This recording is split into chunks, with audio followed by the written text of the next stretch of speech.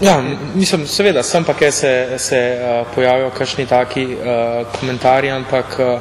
načeloma smo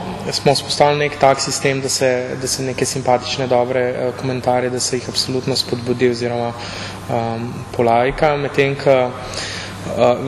vemo, da ni dobro ignorirati kakšnih stvari, ampak včasih pa tudi ni mogoče dobro reagirati na prvo žogo in moram reči,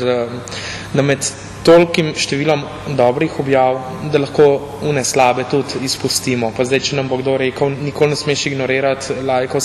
komentarjev, se ne bom čisto strinjal, ker vedno je nek odstotek slabih komentarjev, tako naprej, ampak skušamo se bolj na tiste te dobre osredotočiti. Je pa tako, generalno gledano, bi pa rekel, da je mogoče 99% pozitivnih in in absolutno sprejemljivih komentarjev na strani. Seveda moramo vedeti tudi v bistvu, vsakdo ima pravice, da razmišlja drugače, kot razmišljamo mi, kajti vse, bom rekel, ni nujno, da prav mi razmišljamo edino in pravilno in, bom rekel, sprejemamo to drugačnost. Čeprav je velikokrat ne težko, ampak je samoumevno, ne vem, da je nekdo tvoj prijatelj, če razmišlja enako kot ti. Jaz bom rekel, da se morda čisto ne strinjam v tem,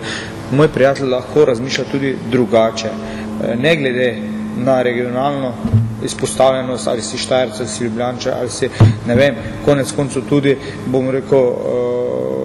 nacionalno, hrvaško, slovensko, bosansko, albansko, srbsko. Pravzaprav, bom rekel, to ne sme biti sploh merilo, kdo je od koga pripadnik, ali sem jaz sedaj, ne vem, Štajerec, ali sem Ljubljančan, ali sem Notranjec, ali sem Dolenc. Jaz mislim, da je to, bom rekel, opredeljevanje, kam sodi kdo, bom rekel, zelo skrajno neprimerno, kajti živimo tu, kjer živimo, smo, kjer smo in to ne pomeni, da če živim jaz, ne vem,